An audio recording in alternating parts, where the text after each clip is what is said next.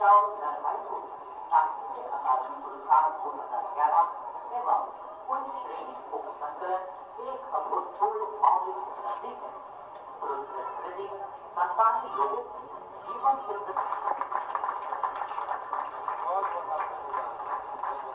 श्रीमान जी को मुख्य अतिथि महोदय की तरफ शॉप प्रदान करना है।